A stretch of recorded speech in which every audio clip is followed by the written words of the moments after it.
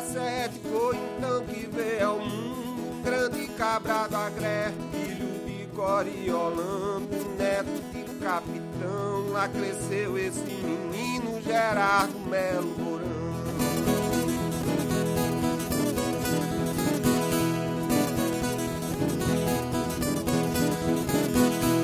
Sua mãe é professora, está de Melo Mourão. Ensinou a toda a gente, o rico, o pobre, o patrão. Gerardo, ainda menino, foi morar em Crateús e de lá viu muita coisa, até jagunço na cruz.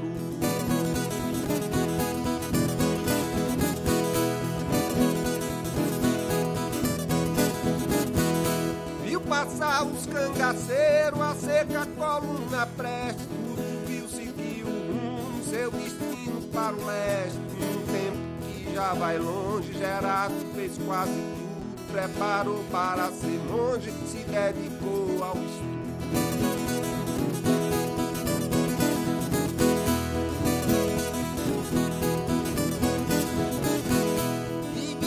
Integralista, escreveu para o jornal, foi professor de latim, deputado federal, foi preso diversas vezes, acusado de traição, foi condenado à morte e chamado de espião.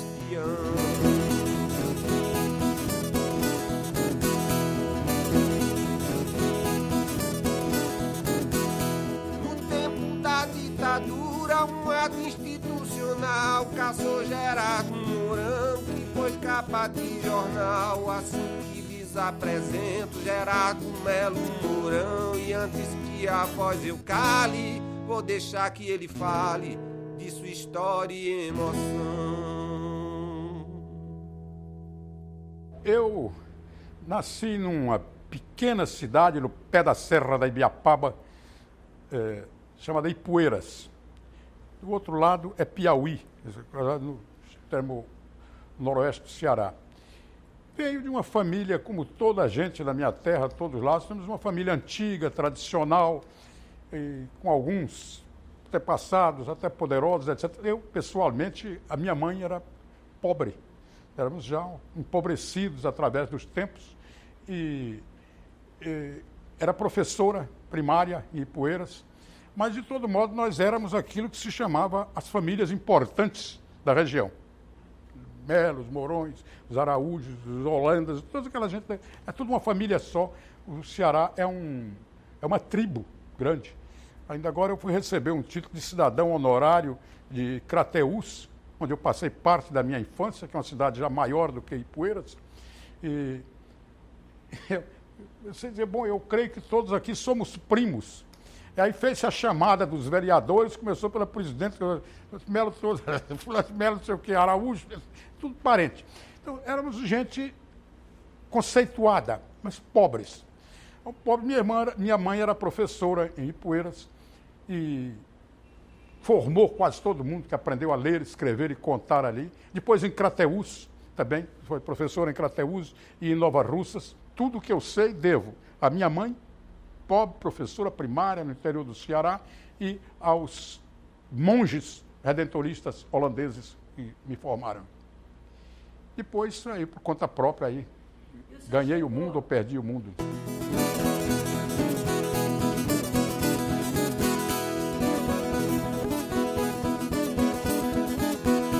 Foi então que em 24 o tenente João Alberto, junto com o capitão, formaram a coluna preste, pregando a revolução, marcharam o país adentro, chegaram fazendo vento na terra de Melo Mourão.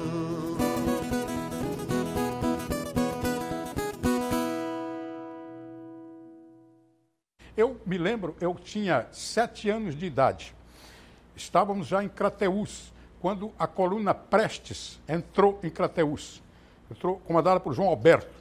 A coluna Prestes entrou tranquilamente em todas aquelas cidades do interior, sem resistência. Eu me lembro em Ipueiras, eu estava em Ipueiras quando desembarcaram na estação da Estrada de Ferro chamavam-se os revoltosos. Revoltosos, vem aí. Nós chegamos, nós fomos para a estação, os meninos todos, eram uma festa, uma farra, ver aqueles homens chegarem, esses revoltosos. Chegaram, comandados pelo João Alberto, vestido com um chapéu de escoteiro grande na cabeça, um lenço vermelho, os oficiais todos com lenço vermelho, saltou na estrada de ferro e entrou na estrada de ferro. Antigamente tinha o telégrafo funcionava em todo o interior do Brasil, só havia um telégrafo na estrada de ferro, com aquelas pilhas primitivas feitas de garrafas cortadas com ácido dentro, etc.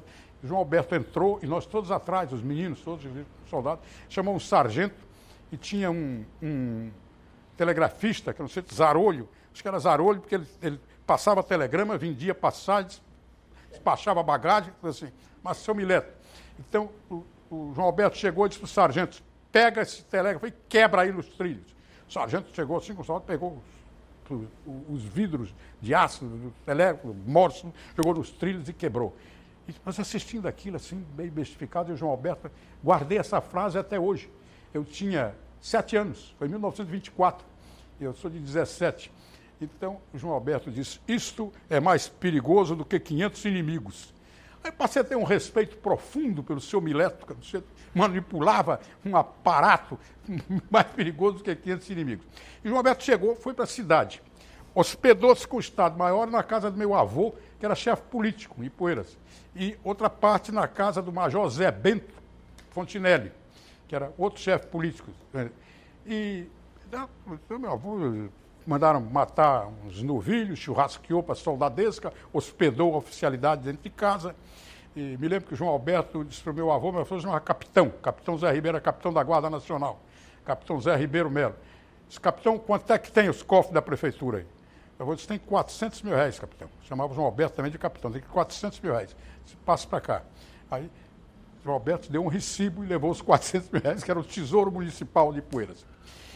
E por ali foram caindo aquelas cidadezinhas até irem para Crateús, que era a cidade. Em Crateús, o governo do estado decidiu resistir.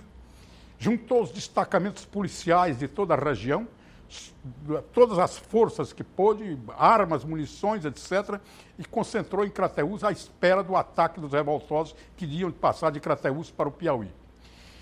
E, inclusive, soltaram todos os presos da cadeia para servir como soldados. Estava preso lá um cangaceiro que tinha sido do bando Lampião, que se chamava Zé Mourão, e que eu tinha um encanto, um fascínio, que dizia, meu primo, meu pai, minha mãe ficava indignada. Se esse cangaceiro não é parente da gente, devia ser. Né? Era um caboclo bonito, um caboclo branco, bonito.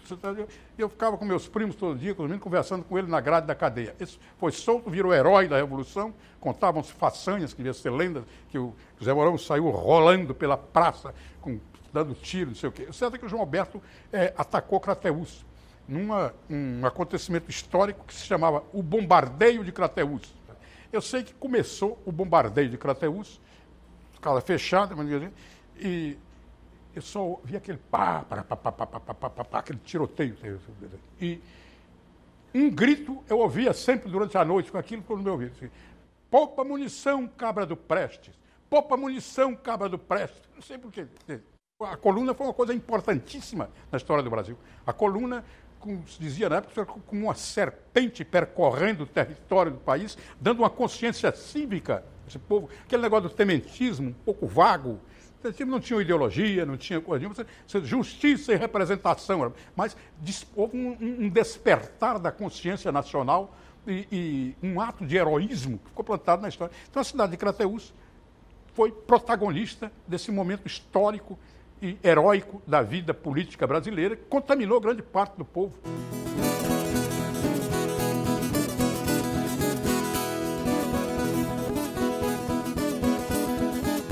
No meio da meninice foi parar em um mosteiro, mesmo com toda a crendice, ele deu tiro certeiro.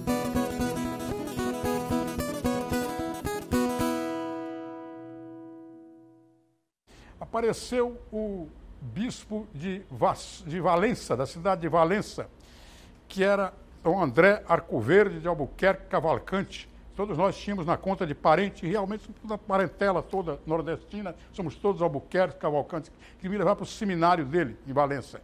Mas chegou uma missão de padres redentoristas holandeses e eu me entusiasmei, eu digo, eu quero ser padre desses. E foi ser, então, redentorista. Eu também me pergunto, muitas vezes, por que eu não fui padre? Porque, de certo modo, porque me faltou heroísmo. Jeito para um dos escritores a que eu tenho mais respeito, que se chama Léon Blois. O Léon Blois diz que a única tristeza que o homem tem, no fundo da alma, a tristeza maior de todo homem, é a tristeza de não ser santo. O santo é aquele que participa da divindade. É a maior tristeza que está no fundo de nós e que nós não sabemos. E a vocação para o sacerdócio, para a vida religiosa, para a vida monástica, que foi a que eu escolhi, é o caminho da santidade. Chamava-se antigamente a escada do paraíso. Eu levei 7 meses na maior angústia. Saio, não saio. A vida no mosteiro é muito dura. Você tem diariamente uma hora de conversa com o padre mestre, noviciado, o mestre dos clérigos futuros. Chegava e disse, padre, eu não tenho condições. Eu estou tentado, eu quero sair, eu vou para o mundo, eu não vou ser padre. Até que, depois de 7 meses de angústia, eu saí. 3 dias de posição de sair. Na hora de sair, quando eu tirei o meu hábito, depositei o hábito em cima da cama, com todos os meus vestes eclesiásticas, o meu solidel, a minha coisa. Aí comecei a chorar. Digo, não vou sair, eu não vou sair, o mundo de pé de santo. Ele, padre, eu não quero mais sair. Disse, não, você pode sair tranquilo, você já foi suficientemente provado. Isso é uma provação que Deus lhe deu aí durante 7 meses, você está provado e não fique se torturando, pode ir tranquilo que você se salvará. E eu saí. E foi uma coisa tão terrível que eu saí do seminário, do mosteiro, no sábado de carnaval. E você não pode imaginar o que era o carnaval no Rio de Janeiro, naquele tempo. Foi no carnaval que se cantava assim, na rua, era carnaval, a rua toda. Saí na rua no carnaval, Eva querida, quero ser o teu Adão. Eva querida, quero ser o teu Adão. E aquela coisa fabulosa, e está tudo perdido, está tudo louco, tudo pro inferno. Já. Aí fui à missa no domingo de manhã fui à missa. E aí procurei o padre que estava na missa, padre, eu estou saindo do mosteiro, eu quero voltar. Ele disse, peraí, meu filho, calma, no Brasil, você não fica aí. Não voltei, não. Eu saí faltando poucos dias para pronunciar os primeiros votos na vida monástica. Não são os padres, os chamados padres diocesanos, padres de paróquia, é uma coisa. E os padres de ordens monásticas pronunciam votos de pobreza, castidade e obediência. Eu perdi a castidade, perdi a obediência e conservei o luxo da pobreza para o resto da vida. É uma coisa. Mas eu tenho, evidentemente, eu nunca deixei de ser cristão. Às vezes passei muitos tempos afastado das práticas religiosas, etc. e tal, mas sempre com a presença de Deus. Eu me lembro quando eu cheguei aqui, eu fui procurar o Tristão de Ataíde, Alceu Amoroso Lima, que naquela época se chamava o chefe do laicato católico, era um chefe, escritor. Sabe? Eu fui com um amigo meu chamado Orlando Carneiro, que foi o primeiro sujeito que eu conheci no Rio, chamava-se Orlando Carneiro, pai do Luiz Orlando. Eu fui à missa de domingo de carnaval e tinha um sujeito ao meu lado assim, começou a cutucar e a falar comigo. Ele tinha uma voz rouca, falando aquela voz rouca, falando alto. E eu sempre acostumado àquela postura monástica dentro da missa. Ele disse, amigo, por favor, quando terminar a missa, nós conversamos, eu estou assistindo a missa. Senhor João de Porto, eu sou amigo íntimo de Jesus Cristo. É o Orlando Carneiro, pai do Luiz Orlando. Foi meu grande amigo. Me levou ao Tristão de Ataíde, ao Alceu Amoroso Lima, no dia seguinte.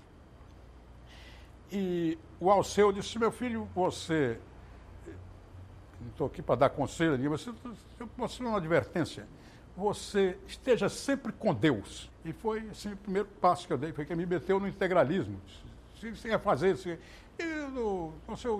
pode ser monge, ser padre, tem há uma vocação salvacionista. No fundo, você deseja salvar almas, salvar as almas. Eu desejo fazer alguma coisa. Então, não vou fazer política. Então, você vai entrar, vai ali na Travessa do Ouvidor 32, tem um movimento político novo, que é um movimento cristão, católico, chama-se integralismo. Você se inscreve lá e vai ser integralista. O cristão que mandou no primeiro dia da minha chegada. Salvacionista. E, no fundo, os políticos, mesmo os políticos canalhas, mesmo os políticos que ignoram tudo, no fundo eles têm uma espécie de vocação para o charlatanismo, para o salvacionismo. algumas legítimas, outras puramente charlatanescas. O nosso Brizola, antes de ser o Brizola, ele era pregador. Ia pregar o evangelho dentro das cadeias de Porto Alegre aos pobres. Então, salvar. Então, esse salvacionismo leva muito à política também.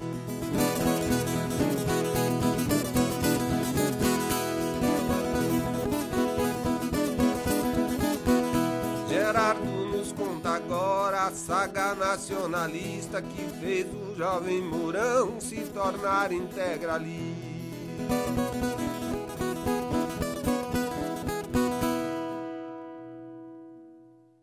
O Tristão me disse, vá na rua, na travessa do Ouvidor, número 32, me lembro até hoje. Era em frente à livraria Schmidt. O poeta Augusto Ferreira Schmidt tinha uma livrariazinha, bem em frente à sede do Integralismo, bem em frente mesmo. Que, aliás, foi fundado, o Plínio fundou o Integralismo no Rio, na livraria do Schmidt. Uma história muito curiosa a ser contada ainda. O Plínio fundou em São Paulo, era a Sociedade de Estudos Políticos, fundou a Ação Integralista Brasileira para fazer um aparelho político para a Sociedade de Estudos Políticos, esse aparelho político se chama Ação Integralista Brasileira. Plínio foi fundador, Plínio, Iraci Gaiara, o Godofredo Silva Teles, o Simonsen, o Roberto Simonsen, não esse Simonsen ministro, o Simonsen velho. Gustavo Barroso, Gustavo aqui do Rio, e o Plínio fez 14 viagens ao Rio de Janeiro. O Plínio, então, um dia fundou, em São Paulo, deu-se por fundado o negócio e resolveu fazer um desfile na Avenida Paulista. O Menotti del Picchia, o Cassiano Ricardo, que eram os amigos dele, eles não façam isso, vai ser ridículo, fazer um desfile com 40, 60, isso vai ser vaiado. Eu não me importo com vaia. Se você amanhã no Automóvel Clube, vai ser uma gozação. Se eu um dia fecharei o Automóvel Clube, o Jockey Club vão gozar. Eu um dia fecharei o Jockey Club. E fez a marcha dele. E depois, agora, fazendo o Rio. Veio 14 vezes ao Rio de Janeiro. Ele contava isso, 14 vezes, de trem de segunda classe. Às vezes com as calças remendadas nos fundilhos, que era muito comum naquele tempo. Então, ele, para arranjar aqui. Mas ninguém entrava para o movimento. Reuniam-se na livraria do Schmidt. Então, quando chegava às 6 horas, o Schmidt baixava aquela porta de aço e o Plínio ficava ali e vendia o peixe dele. Fazia... Ele era um homem muito fascinante, para falar. Fascinante. E, então, frequentavam ali o Gustavo Barroso, o Everaldo Leite, que era um engenheiro da Light, o Antônio Galotti, o Santiago Dantas, o Thierry Martim Moreira, alguns outros. O Jaime da Silva Teles, daqui do Rio. E eu sei que o Plínio ali, até que um dia resolveram. Tá bom, então vamos fundar. Então que eles estavam... Aí o Schmidt entusiasmadíssimo, né? O Schmidt queria que ele fundasse um movimento católico, como a Action Française. Tem a correspondência do Schmidt com o Plínio. Não foi fechado católico, não. Mas, bem, então o Schmidt disse, agora vamos levar para fora do Rio de Janeiro. Está fundado o núcleo aqui, foi fundado o núcleo com 10 ou 12 primeiros sujeitos. Então, precisa de recurso para viajar. Viajar como? E o Schmidt faz um livro. O Plínio foi o mais prodigioso datilógrafo que eu já vi na minha vida. Era um monstro. Escreveu esse livro, ficou trancado na livraria a noite inteira, de manhã cedo entregou o livro pronto. Está aqui, Schmidt, vamos editar e com esse livro... como é o nome do livro? Schmidt, é muito simples. O que é o integralismo? O primeiro documento. O que é o integralismo? Aí o Schmidt, que era um editor que não tinha um tostão. Não tinha um tostão. Aqui, pulando dali, pulando ligado, como alguns editores que nós conhecemos aí. Foi ao conselheiro Mairinque Veiga, velho Mairinque Veiga, pai do Antenor. E disse, isso aqui é um movimento importante, vamos editar um livro, e é um negócio contra o comunismo, e tal. Preciso 5 contos para editar esse livro. Aí o Mairinque Veiga deu 5 contos. O Schmidt imprimiu o livro fiado e deu 5 contos ao Plínio para viajar. O Plínio pegou um navio do Lloyd E disse, tem que ir alguém junto com o Plínio. Aí o Thiers Martins Moreira, que era muito jovem, tinha acabado de se casar, inclusive, com uma mulher encantadora, que era Rosita, muito bonita. O Thiers, se eu vou junto, se a Rosita, o Thiers tinha um emprego de R$400 mil por mês. Então o Galote, o Santiago, o Mércio Lacombe, o Gustavo, disse, não, fazer uma vaquinha aqui, damos uma mesada para a Rosita, pode largar o emprego. Então a Rosita ficou morando numa pensão e o Thiers seguiu com o Plínio. Aí primeiro pararam em Vitória, parou o navio. E lá fundaram o movimento integralista com um sujeito que tinha uma rede de farmácias chamado Rubac.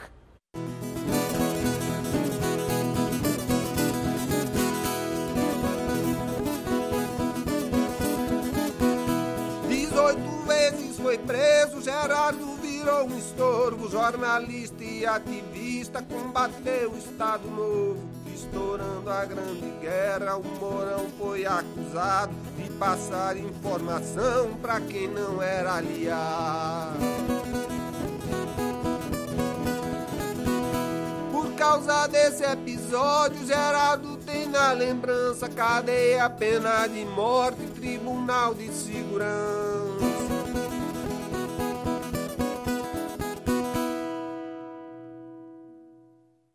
Eu tinha uma atuação muito jovem, mas muito presente. Quando se fechou o integralismo, começou-se a conspirar. Fui preso 18 vezes. Eu tinha no partido uma posição de diretor do jornal diário. Diretor nominal, evidentemente. O Plínio me fez diretor, mas era diretor. Aparecia meu nome diariamente, artigos violentos, etc., foi quando começou a conspiração para o Estado Novo. Nós fomos contra. Então,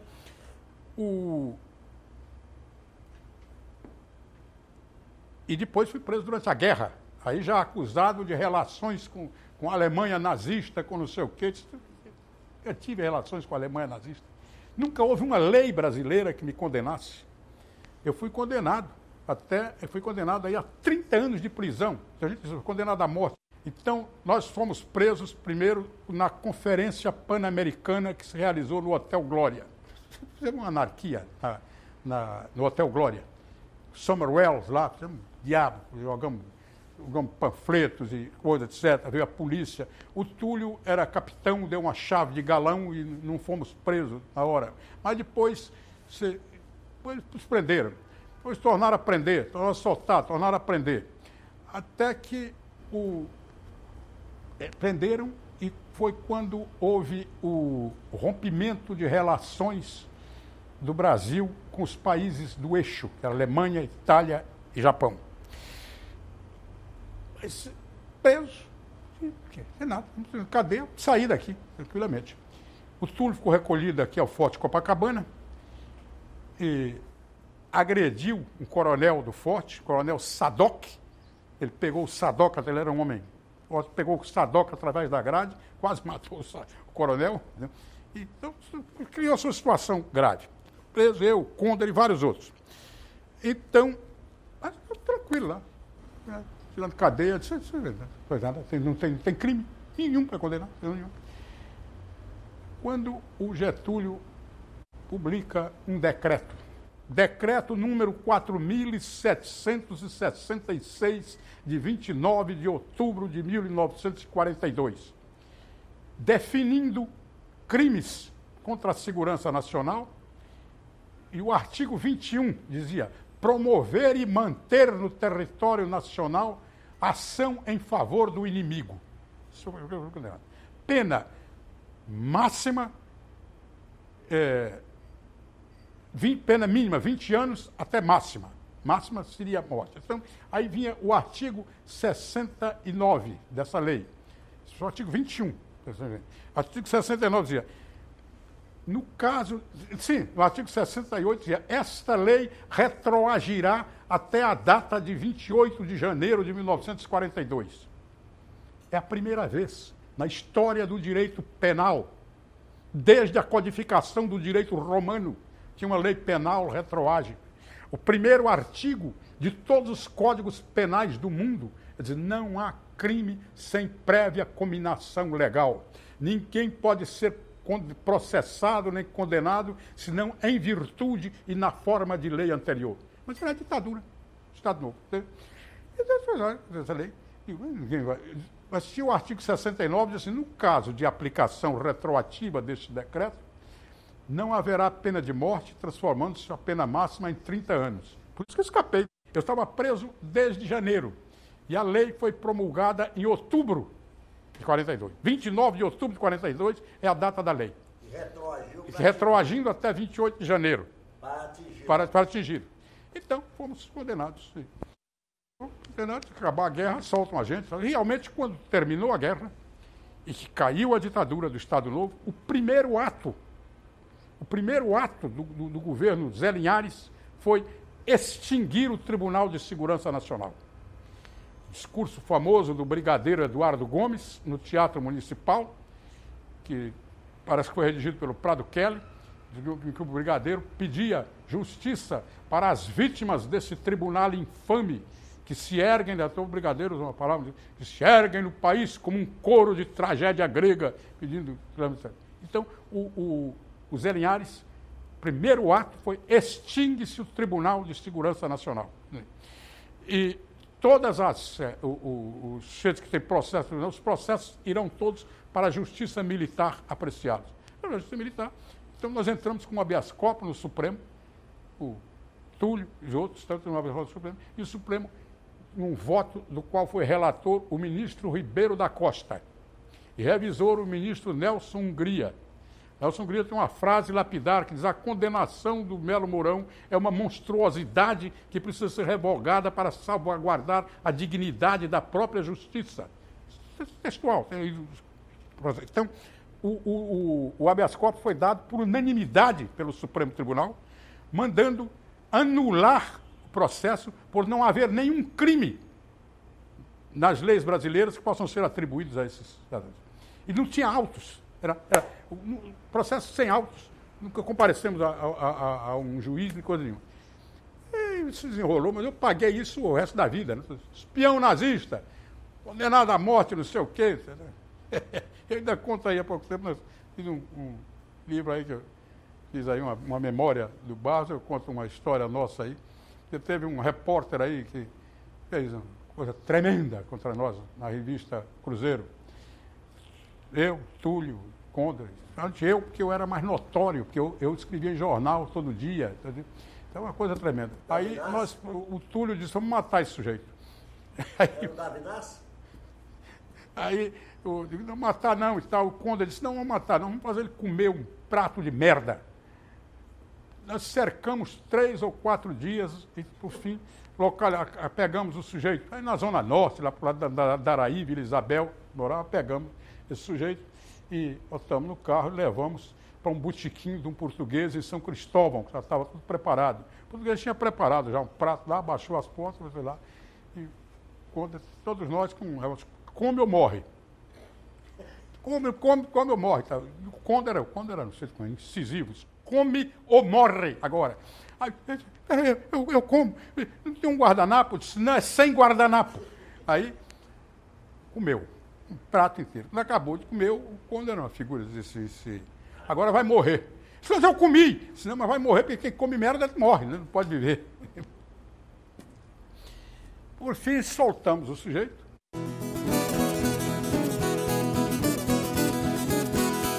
No seu tempo de prisão, tanto amigo eu nunca vi visitar o Mourão de Tristão até Camille.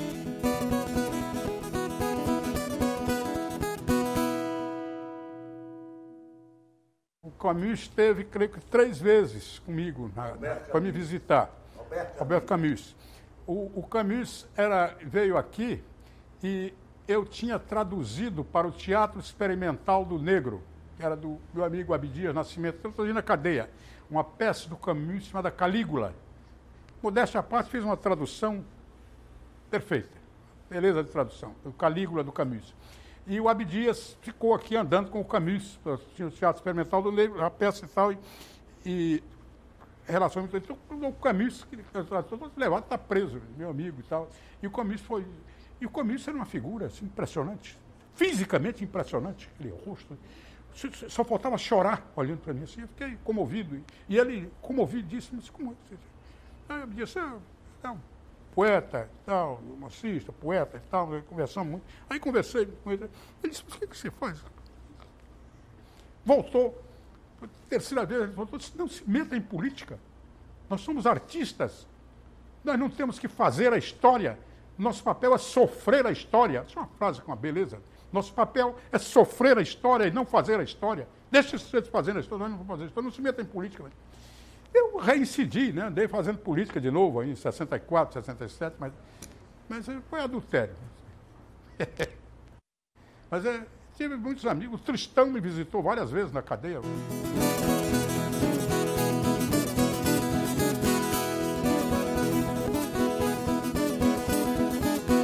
Após sair da prisão, tratado como animal, Melo Mourão foi eleito deputado federal. Porém veio a ditadura e Gerardo foi caçado. Ele entrou bem escondido no Chile como exilado.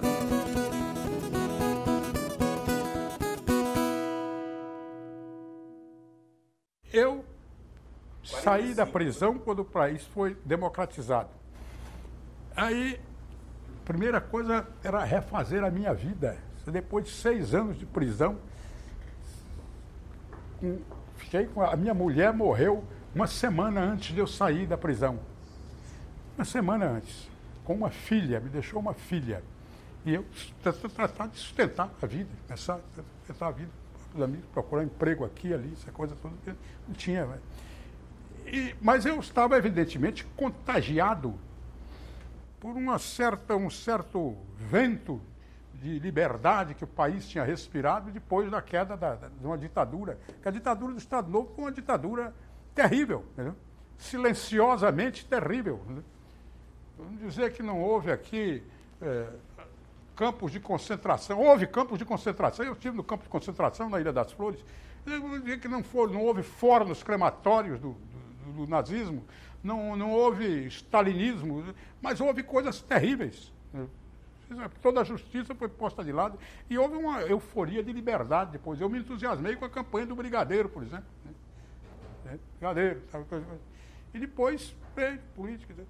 Me casei, pouco tempo depois de sair da cadeia. Minha mulher era uma família política, o pai era deputado. Foi senador, foi ministro, e eu, nessa coisa, entrei na política também, fui até deputado federal por Alagoas. Mas é sempre como quem está fazendo uma coisa um pouco adultério, viu? Não era o meu negócio, mas fiz poesia e achei que podia dar uma certa contribuição, mas não tinha contribuição nenhuma a dar. Depois veio a ditadura militar, e aí eu fui para a cadeia de novo, fugi para o exílio, fui caçado. Passei 2 anos e meio no exílio. Fui caçado no AI-5. AI-5. Eu estava em casa jantando quando a Lígia do Theo de Andrade ligou. Me disse, Gerardo, acabamos de ser caçados. Sei eu, fulano, não sei quem. Você não sabe por quê. E eu, por acaso, eu sou um dos poucos que tem uma certidão de que foi caçado, porque eu preciso tirar uma certidão de que não tinha título eleitoral, porque estava caçado. Aí me deram. E o senhor foi para onde? O Chile. Aí estavam meus amigos lá da Santa Irmandade, todos lá me esperando. Aí foi uma farra, né? E eu saí com dificuldade. Eu saí de Brasília, eu tinha passaporte diplomático, de deputado, tudo, mas eles estavam... O general Cruel, eles me prenderam nos primeiros dias da Revolução, me levaram aqui para a Fortaleza de Santa Cruz, estava preso lá com o Nelson Werneck Sodré, eu, o Chuai, um coronel Cerveira, o Neiva Moreira, vamos lá. Aí a Câmara se declarou em sessão permanente até me soltarem, porque eu tinha imunidades. Então o Castelo mandou me soltar. Eu fui para Brasília, e em Brasília o general Rio Grandino Cruel, irmão do Amaury Cruel, era o chefe de polícia do governo do Castelo. Procurou o meu sogro, que era compadre dele, padre, até sócio dele, senador lá. Disse, Barros, vão matar o menino seu aqui, o Geraldo. Então, um bando de oficiais aí quer matá-lo. Tirar ele daí. Por quê? Por que eles queriam? Eu não sei, foi uma campanha tremenda contra mim aí, eu tinha feito. Fiz um discurso muito violento no dia que saí da prisão. Mas, coronéis aí. Nesse discurso, o que o senhor disse nesse discurso? Hein? O que o senhor disse nesse discurso que o senhor fez no dia que saiu da prisão? Eu denunciei. Estou saindo, eu cheguei sujo na Câmara, saindo da Fortaleza, direto para a Câmara. Primeiro, marquei a minha passagem, eu ia embarcar, naquele tempo tinha avião para Brasília, saindo aqui do Santos Dumont. Aí o Dutel de Andrade, que era líder do partido, disse, não vai, porque vamos te prender, você marca no Santos Dumont e vai pegar o avião com a gente no Galeão. Aí eu fui para o Galeão, o Dutel, meu sogro, estava nesse avião, e eles foram me pegar. Eu cheguei em Brasília e, de uma palavra de grande despedida, fiz um discurso de quase 2 horas. O Humberto Lucena, até morrer, dizia que foi o maior discurso que ele ouviu na vida dele, na Câmara. Você ouviu silêncio assim, zumbido. Tem a copa desse discurso aí. Então, que quiseram me matar, mataram alguns sujeitos aí. Foi uma coisa terrível. Né? Eu denunciei tudo, denunciei a prisão, foi a primeira voz que saiu do fundo das catacumbas para denunciar as prisões de deputados, qual foi a minha. Saí naquele preso, fiquei 15 dias preso, saí para a Câmara, fiz um discurso contando tudo. Bom, aí você disse, não fica na casa do Barros, que era o meu sogro. Na casa do Barros eles vão. Eu fiquei na casa do Paz de Andrade, disse ao Paz de Andrade, é um sujeito extraordinário. Você fica na minha casa. Você morrer, não morre só. O Paz, nesse tempo, era bom atirador, né? E o Paz saía comigo da casa dele para a Câmara, e eu da Câmara para a casa dele, e tinha sempre um jipe com oficiais do Exército esperando lá de fora. E o Paz falava, não morre um só aqui não, morre mais não. Até que o Crua foi dizer, só, tem um grupo de oficiais aí que quer matar o rapaz. É melhor mandar ele embora. Então, eu ia embora mesmo. Comprei uma passagem numa agência que tinha ali no Hotel Nacional. Naquele tempo, o único voo internacional que partia de Brasília era um voo que ia para Trinidad e Tobago. E aí eu Trinidad volta para o Chile, por dentro. Né? Comprei a passagem. Quando foi de noite, o Crua foi à casa do Barros, o menino está louco. Esse menino vai... Não, eu comprei a passagem daqui do Rio, primeiro. Comprei a passagem aqui no Rio. Mas eu passagem isso, ele vai para o Rio, prendem ele lá. Quando ele embarcar aqui, que aqui eu boto ele dentro do avião. Até ele embarcar. Então, eu comprei essa passagem para Tobago. E um amigo meu, que era deputado, Miguel Marcondes Armando, era um deputado, um grande amigo meu, um sujeito extraordinário. Era deputado de Campo Grande, Mato Grosso. Também do PTB, estava metido no grupo dos 11. O Miguel disse, rapaz, você vai, pega um avião aqui com a minha carteira e vai para Campo Grande, para Ponta Porã, que a terra dele era Ponta Porã. Ponta Porã, você atravessa a rua, está no Paraguai. E foi o que eu fiz. Do Juan Cavalheiro? Pedro Juan Cavalheiro. Eu fui com a carteira de deputado do Miguel Marcondes. Viajei com o Miguel. Cheguei lá e atravessei e fui para Pedro Juan Cavalheiro direto. Meus amigos foram me esperar no aeroporto de Los Cerrillos, Santiago, com um avião particular para me levar para Vinha del Mar. Eu saí do avião da Pan American. Um aviãozinho, fui para Vinha del Mar, já de um aviãozinho particular dos meus amigos lá do Chile. E aí fiquei lá, 2 anos e meio. Foi no governo do Frei, e eu fiquei muito amigo do Frei. Ficou estudando na universidade? Hein? Foi professor na Universidade Católica. E tinha um lugar também no Serviço Internacional da Promoção Popular. E tinha muitos exilados brasileiros lá, e viram todos muito bem. Os exilados brasileiros, todos no Chile, estavam trabalhando. Porque também foram para o Chile exilados de... Tinha 14 ex-deputados federais. professores, alguns estudantes. No caso do Uruguai, no Uruguai foram gente mais diversificada. No Uruguai tinha muitos operários, camponeses. Então, a vida dos exilados uruguaios foi uma vida um pouco infernizada por disputas, por dificuldades. No Chile, nós éramos uma comunidade, sim, classificada, tal, bem, e todos trabalhando. O governo do Chile deu amparo a todos que estavam lá, tinham emprego. Tinha um primo-irmão do Fernando Henrique, que era um médico comunista, chamado Hugo Alexandre, meu grande amigo. Era solteiro, rapaz jovem, e ficou morando na minha casa. Eu tinha uma casa boa, grande, bem instalada. Hugo, vai morar comigo lá e tal. Você morava comigo. Lá que eu conheci o Fernando Henrique, frequentou minha casa, desde o Fernando Henrique, Ruth, amigo deles. O Serra era estudante. E tinha uns meia dúzia que não tinham emprego. O Serra era estudante, não tinha, então nós fizemos uma caixinha. Quem tomava conta da caixinha era o Adão Pereira Nunes, que era uma espécie de patriarca dos exilados, um grande homem. Adão é um santo homem, comunista histórico, comunista romântico, firme, tudo, mas é um ser de um coração e de uma alma gigantesca. E estava instalado bem lá, os irmãos.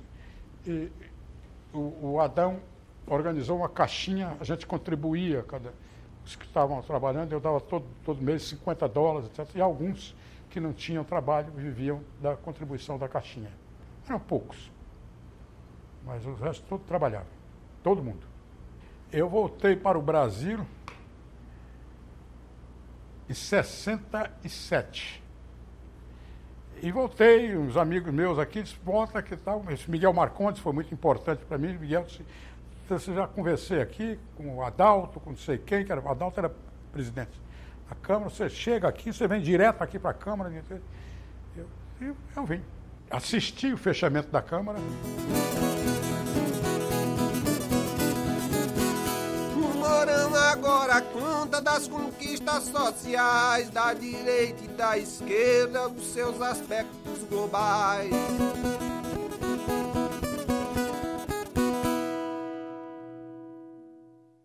O que era a direita, o que era a esquerda? É preciso você lembrar que os problemas sociais, os problemas de justiça social, o primeiro sujeito que instituiu no mundo 8 horas de trabalho chamou-se Benito Mussolini.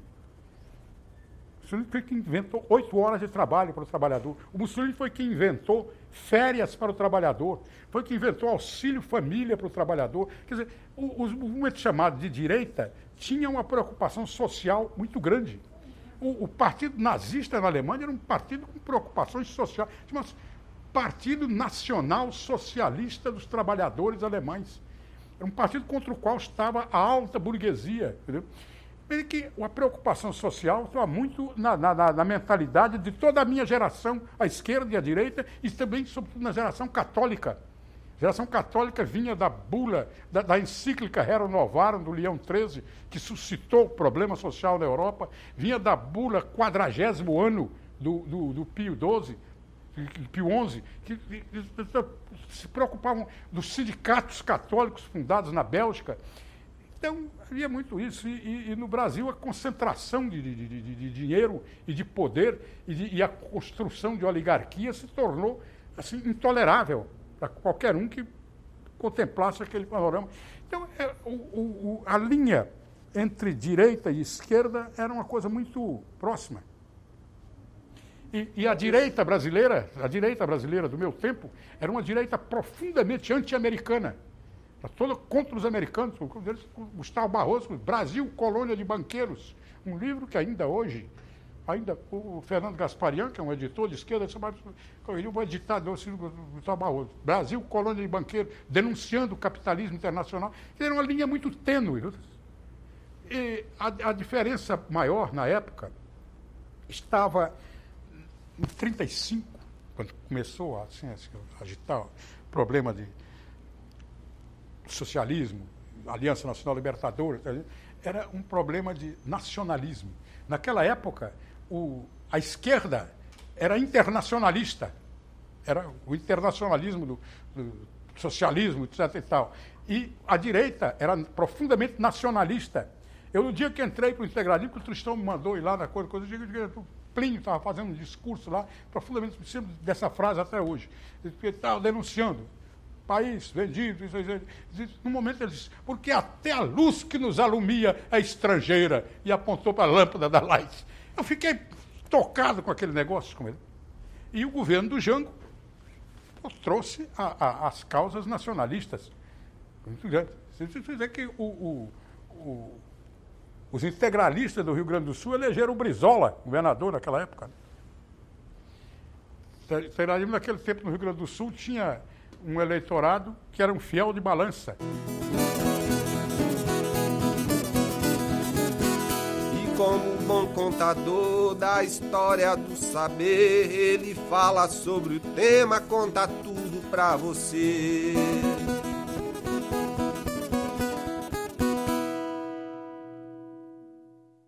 É muito difícil fazer um julgamento sobre a política brasileira. A coisa mais grave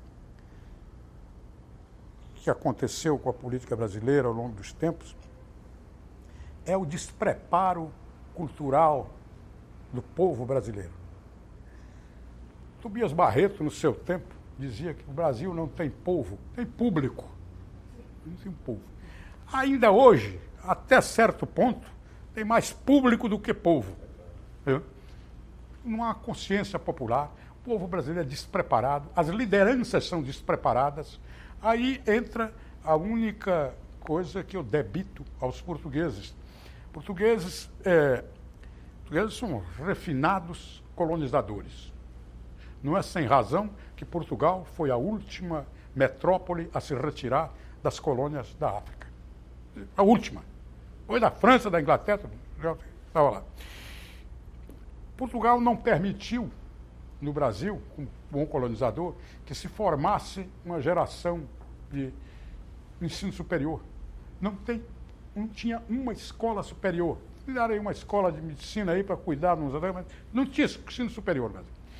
Então, você não formava pessoas aqui. Forma superior, você estava formando lideranças possíveis e ameaçadoras. A tal ponto que no Brasil, a primeira escola superior foi criada depois da independência.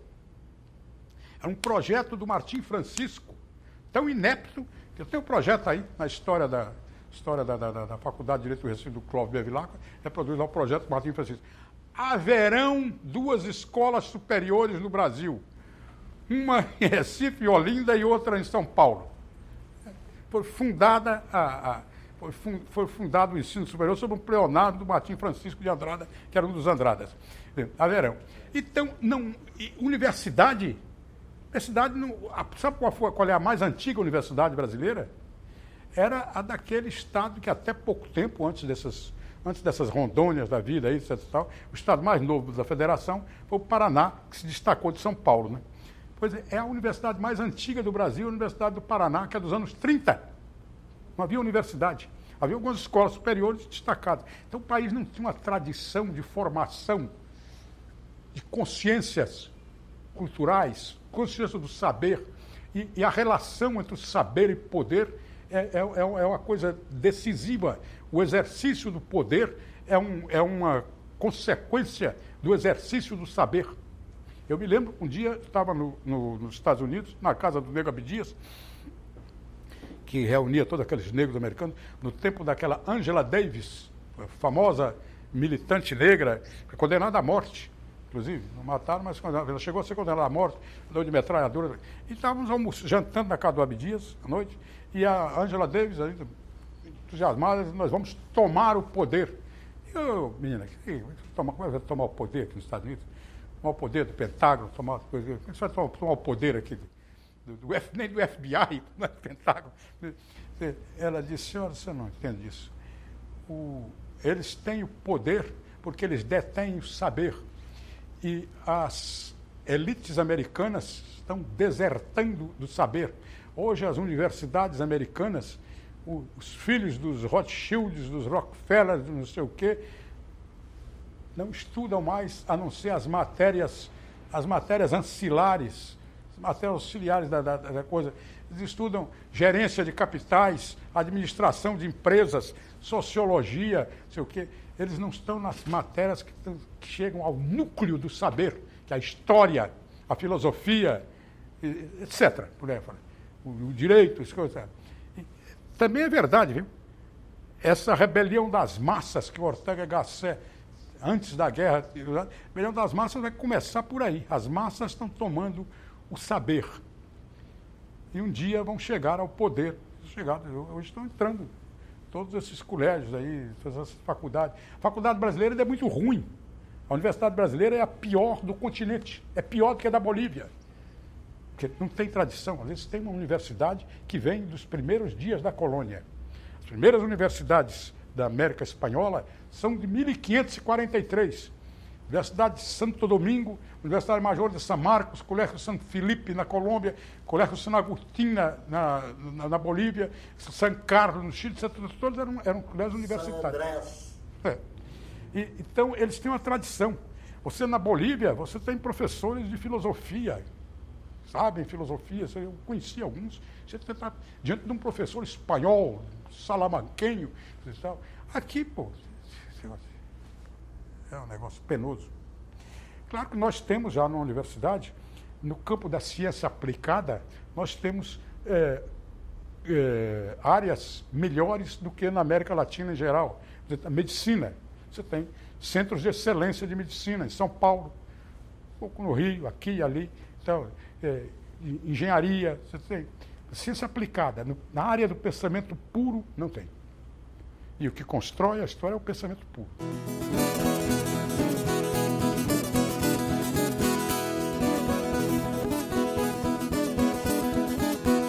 Santa Irmandade Orquídea assim mesmo foi criada por Gerardo e seus amigos que diziam ou Dante ou nada.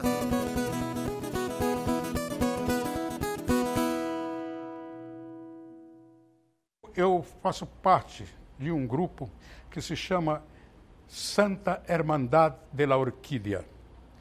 Nós somos 6, tem um retrato muito bonito nosso por aí, está lá dentro, mostrar. Somos 6 rapazes que nos reunimos pela primeira vez em Buenos Aires, em 1939. Godofredo Iomi, maior poeta da língua espanhola dos tempos. Efraim Tomás Bó, figura endemoniada, morreu aqui. O outro, Napoleão Lopes Filho. Eu, Raul Young, que está vivo numa pequena cidade balneária da Argentina. Eu tenho que ir lá antes de morrer ainda, quando fala com o Raul. E o negro Abdias Nascimento. Então, escrevíamos poesias. Estávamos comprometidos com política. Eu era um homem de direita, com integralismo, etc. Tal. O Godo era o presidente da FUBA. FUBA era a Federação Universitária de Buenos Aires, de esquerda. Filho de um dos mais famosos anarquistas argentinos, o velho Nicolás Siomi, que tinha um recorde de 32 travessias de Buenos Aires para Montevidéu para fugir da polícia. Pai anarquista, mas o Godo era de esquerda. O Efraim era do Partido Comunista e ia ser candidato até a deputado por Entre Rios, do Partido Comunista. E o Raul Young era colega de faculdade, e eu, e o Abdias, e o Napoleão. Então, mas trabalhávamos muita poesia, com muita seriedade. Até que um dia chegamos, é uma história longa, mas a gente não vai abandonar tudo. Não temos mais nada com coisa nenhuma. O nosso único compromisso é com uma obra poética. Vamos fazer uma obra poética. E o que fizemos até agora não vale nada. Então vamos queimar tudo. Então queimamos quilos de caderno, de poesia ruim, como costumam fazer todos os adolescentes, né? Na frente de um bar em Buenos Aires, chamado Victoria. Por isso chamou-se El Pacto del Victoria. Vamos queimar tudo. E da agora em diante escrever a consigna, o Godo inventou na hora, foi o Dante ou nada. E de conversa em conversa, de ontem, de hoje e antes, demonstrando erudição, lendo a poesia de Dante, Gerardo Melo Mourão. Aiutami da lei, famoso saggio, che mi fa tremare la versa i polsi.